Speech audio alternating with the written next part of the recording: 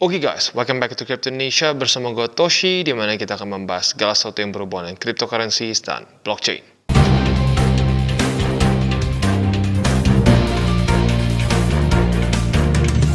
Oke, jadi pada hari ini guys, kita akan melanjutkan mengenai Fantaverse. Ya, jadi terakhir kita bahas baru mengenai NFT marketplace-nya. Pada hari ini kita akan deep dive lebih dalam lagi mengenai si gamenya ini sendiri, project mereka ke depan seperti apa, dan skala dari game ini seberapa besar. Ya, tanpa lama-lama lagi langsung kita masuk ke videonya. Oke, jadi pada hari ini guys, kita akan kembali membahas mengenai Fantaverse. Ya, dimana kalau di video kita sebelumnya, kita lebih fokus terhadap si NFT project mereka. Ya, seperti apa NFT-nya, apa aja yang kita bisa beli, NFT marketplace seperti apa. Dan pada hari ini, kita akan lebih fokus terhadap si Metaverse dari Fantaverse ini. Ya, nah, jadi yang pertama yang paling penting adalah game ini bukan hanya jualan gambar saja. Ya, mereka sudah bisa di-download. Sekarang sudah dalam bentuk alpha, dan bagi kalian tertarik untuk mencoba, boleh kalian tinggal download langsung di sini ya. Dengan minimum spek seperti ini. Ya, lagi-lagi kalau terlalu kalau terlalu bolot nggak bisa. Ya, jadi buat kalian tertarik bisa download, ini ada Windows versionnya. Ya, bentuknya kurang lebih seperti ini. Nanti kita akan juga masukkan footage dari gameplaynya seperti apa. Ya, tapi baik lagi kita akan masuk dulu ke si overallnya ya.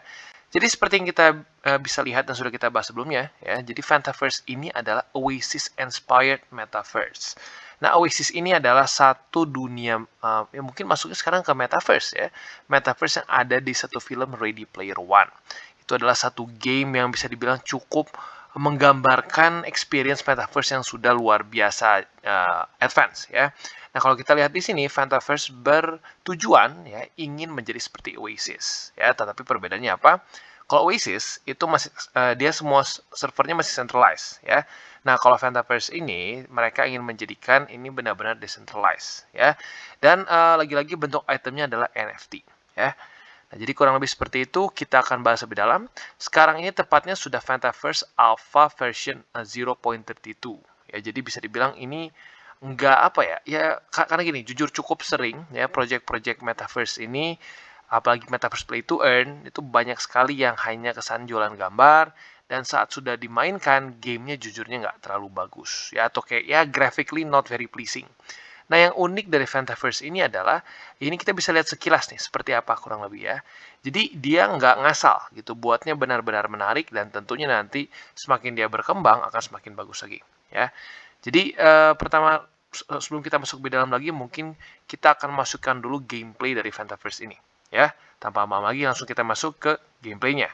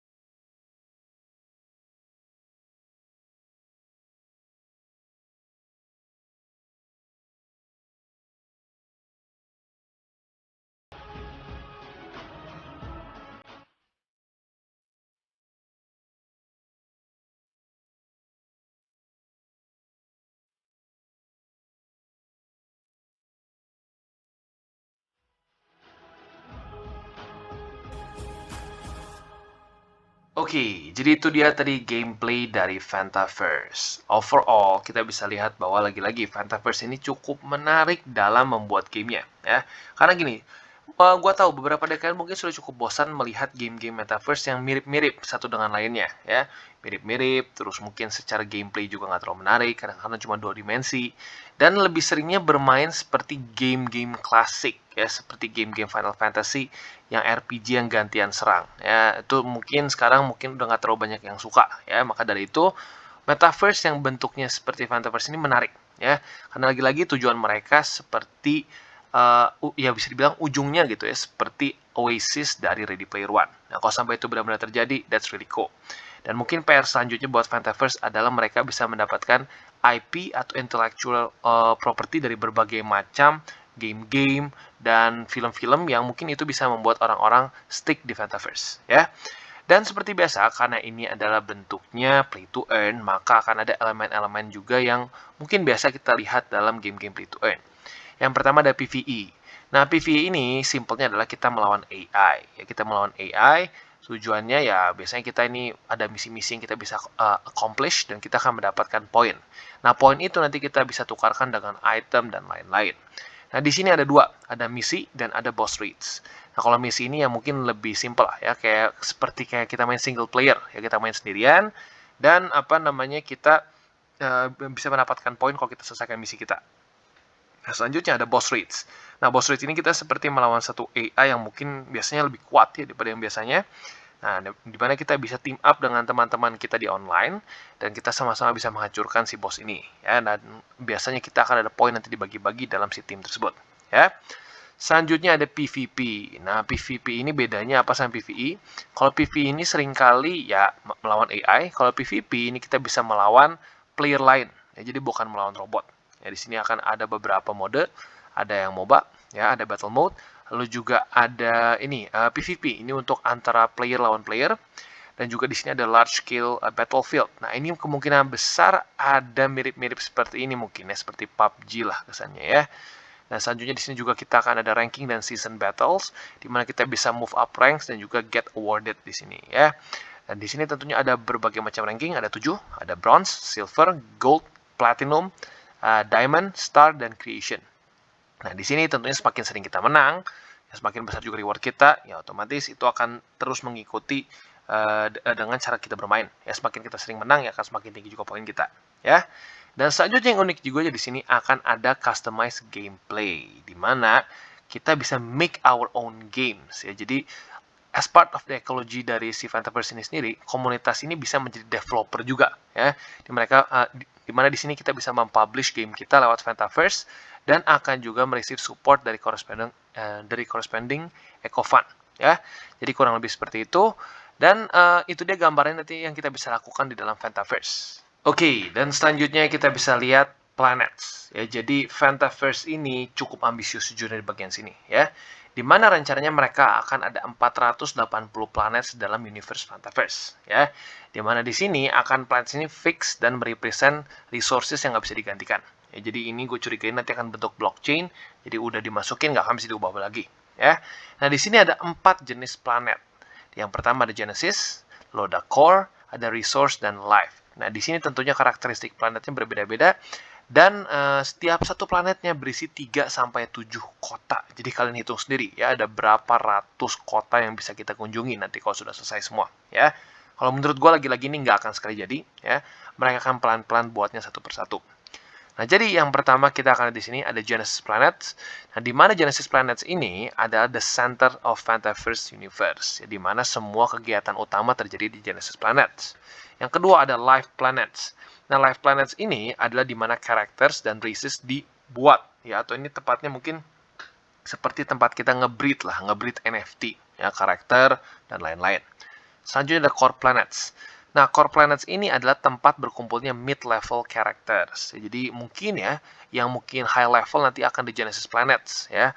Untuk yang masih mid-level ya mungkin di Core. Nah, selanjutnya akan ada Resource Planets. Nah, di sini adalah tempat kita nge-grind, kita mendapatkan points dan lain-lain supaya kita bisa nge-upgrade lah kesannya karakter-karakter kita.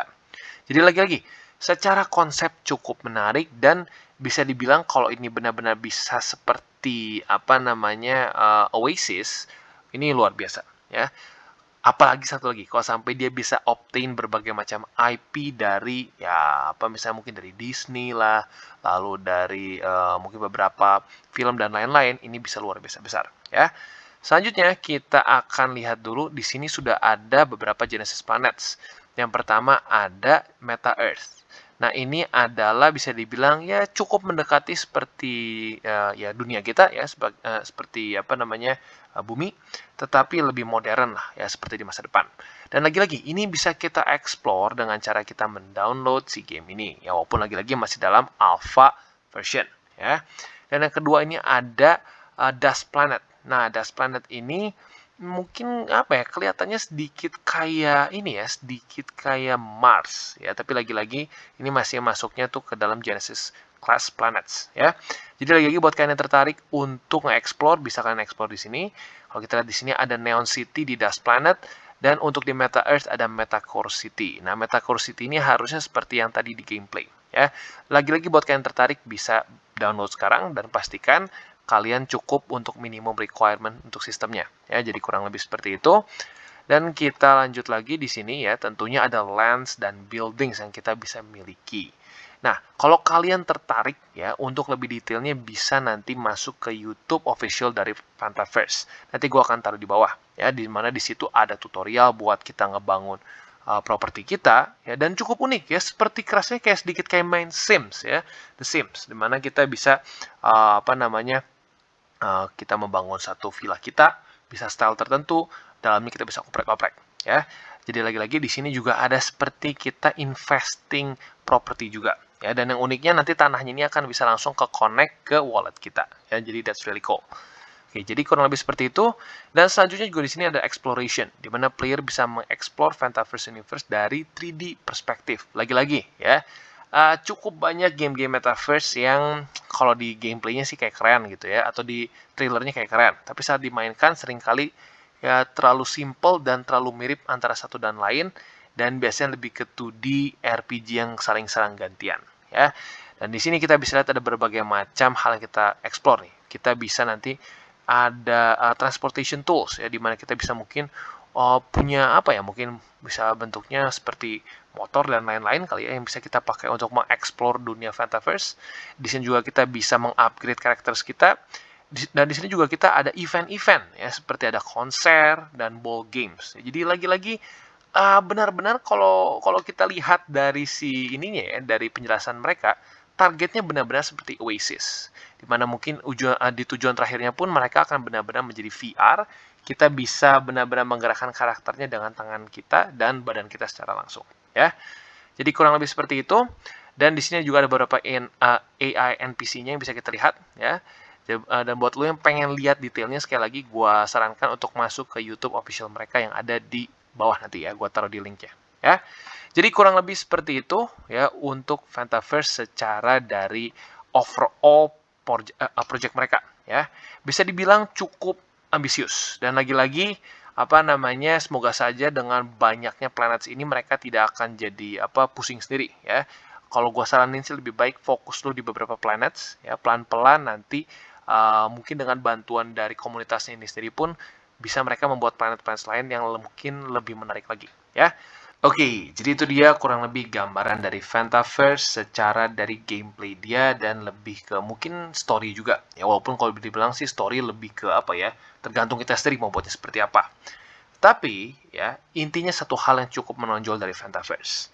Mereka secara project ini cukup ambisius, tetapi bukan ambisius yang nggak jelas, yang nggak ada yang nggak ada pembuktiannya. Ya, lagi-lagi ini sudah alpha version, kita sudah ada gameplaynya. Kalau kalian ingin mainkan juga sudah bisa, ya. Jadi bisa dibilang ya ambisius, tetapi sudah ada kerjanya lah, gitu ya. Karena cukup banyak lah project-project metaverse yang kesannya kayak wah ada trailernya wow banget ya, tetapi pas dimainkan, waduh kok kayak terlalu simple banget ya. Nah, untuk Fantaverse kita bisa lihat dia cukup menarik ya. Nah, tetapi saran dari gue untuk Fantaverse adalah jangan sampai mereka terlalu kepecah gitu secara fokus dari tim devnya ya. Karena rencananya mereka akan sampai 480 planet ya. Kalau itu secara bersamaan dibangun, menurut gue itu bisa jadi hasilnya nggak optimum. Jadi menurut gue lebih baik Fantaverse fokus terhadap beberapa planet yang awal dulu ya, atau kalau kita bahas tadi itu Genesis Planets ya. Dua ini dulu aja ya, fokus di dua ini dulu, di Dust dan di Meta Earth. Andaikan dua planet ini bisa benar-benar bagus ya, nah ini akan tentunya membuat orang tertarik untuk main, dan pelan-pelan ya nanti planet-planet selanjutnya yang bisa sampai 480 akan bisa diisi oleh orang-orang yang memang benar-benar suka dengan Fantaverse itu sendiri ya. Jadi itu saran gua ya, lebih baik fokus di dua planet ini dulu sampai banyak orang yang tertarik bermain di sini ya.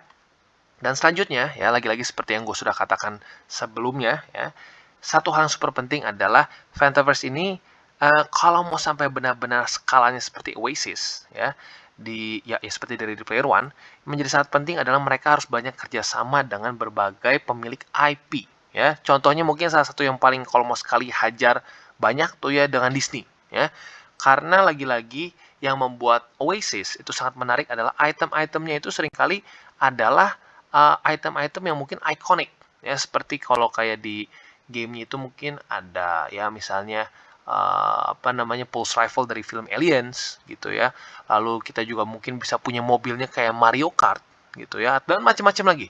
Nah itu membuat orang attach terhadap si Oasis ya, di film dari Ready Player One banyak yang bisa attach dengan game si Oasis itu karena banyak item-item yang pop culture gitu. Nah, apabila Fantaverse bisa melakukan itu juga, menurut gue itu akan menjadi big win untuk Fantaverse. Ya. Jadi kurang lebih seperti itu gambaran dari gameplaynya. Ya, stay tune terus, kita akan update mengenai Fantaverse di video-video kita selanjutnya. Oke, dan sekarang kita masuk ke white paper dari Fantaverse. Ya, yang pertama adalah Fantaverse ini adalah Web 3.0 Metaverse Gaming yang terinspirasi dari film yang bernama Ready Player One.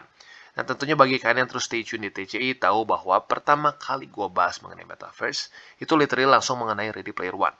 Kenapa? Karena menurut gue itu adalah tolok ukur untuk Metaverse yang bisa benar-benar berhasil. Ya, besar, banyak adopsinya, dan selain dari itu juga, ya tentunya selain dari grafis yang bagus dan lain-lain juga, adalah mereka memiliki banyak IP atau intellectual property. Karena lagi-lagi itu yang bisa mengkaitkan kita atau membuat kita attach terhadap game tersebut. Ya. Nah, selanjutnya di sini seperti biasa kita bisa ya PvE, PvP ini adalah lebih ke elemen dari play to earn-nya ya. Nah, tetapi di waktu bersamaan kita bisa juga membeli land di sini. Nah, perbedaannya apa dibandingkan dengan berbagai macam metaverse lain? Nah, metaverse lain biasanya sudah hanya ada satu, ya mungkin kesannya lebih limited lah gitu ya. Nah, di sini para players bisa membeli lands, bahkan kita juga bisa membuild planet kita sendiri ya, sesuai dengan yang kita inginkan di Fanta Editor. Nah, di sini kita bisa mengcustomize si land itu sendiri, scenery, NPC, dan lain-lain. Ya.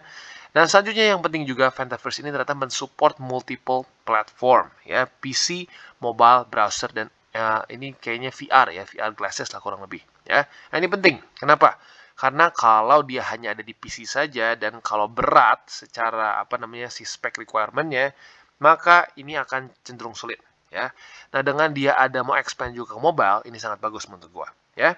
Dan ini perbandingan dengan berbagai macam metaverse lain, atau lebih tepatnya dia simbolkan menjadi industry problems di sini. Ya, yang pertama graphic quality, biasanya mereka low quality. Untuk metaverse mereka high poly. Ya, kalau kita lihat sekilas juga ya cukup lebih bagus dibandingkan dengan game-game metaverse lain ya, seperti yang kita lihat tadi di depan. Dan selanjutnya di sini availability-nya. Nah, biasanya banyak yang hanya available di PC saja. Nah, tentunya rata-rata nggak semua orang punya PC yang mumpuni. Ya, seringkali PC-nya ya cuma buat kerja aja, gitu ya. Nah, maka dari itu kalau mereka bikin versi yang ada mobile, browsers, dan lain-lain, ini tentunya bisa sangat membantu adopsi. Ya. Nah, selanjutnya ini immersive experience. Di sini no, di sini yes. Nah, ini mungkin sedikit vague ya. Immersive ada juga metaverse yang cukup immersive. Ya. Selanjutnya game client size-nya. Ini bisa sampai 1 triliun katanya, besar banget. Download di sini mereka harus download, di sini nggak harus download karena nanti akan ada versi browsersnya ya. Lalu world size-nya very limited. Ini tergantung juga ya. Ada yang benar-benar limited banget ya, tapi ada juga yang cukup besar. Nah, di sini seperti yang kita bahas di depan, ini cukup besar ya, cukup ambisius secara project si Fantaverse ini ya. 480 planet, masing-masing satu planet bisa 3 sampai 7 city. Ya, that's really big ya. Dan selanjutnya si ekonominya ini dia do not support multi token. Di sini ada NFT dan multi token ya. Nah, selanjutnya kalau kita bisa juga di sini secara teknologi ya, lagi-lagi dia Fantanet ini memprovide AAA level graphic quality. Ya, jadi Ya sering kali lah itu komplain yang cukup besar dari game-game metaverse adalah graphics-nya unrealistic atau kadang-kadang just plain bad begitu ya. Dan juga di sini ada Fanta Market, ini basically NFT marketplace mereka. Dan nanti kedepannya mereka akan ada Fanta Glass juga. Nah ini yang cukup penting karena kenapa? Kedepannya kalau sampai ini VR benar-benar sudah massal ya, ini tentunya bisa menjadi daya tarik yang ekstra ya. Jadi makin mirip seperti Ready Player One. Oke, dan selanjutnya kita akan masuk ke bagian tokenomics-nya. Oke, dan ini dia tokenomics-nya. Ya, seperti biasa ya, untuk game-game metaverse biasanya seringkali dipecah menjadi dua. Yang pertama governance token, ini digunakan sesuai dengan namanya governance untuk menentukan game ini akan mau dibawa kemana. Di situ akan ada voting power, kita mau dibikin seperti apa. Itu seperti biasa lah, governance token. Kalau di Axie Infinity itu seperti AXS. Nah, biasanya governance token ini juga dipakai untuk membeli karakter NFT dan juga ya untuk nge-breed lah simpelnya. Setelah itu ada token kedua. Nah, ini utility token. Kalau di Axie itu namanya SLP ya atau Smooth Love Potion.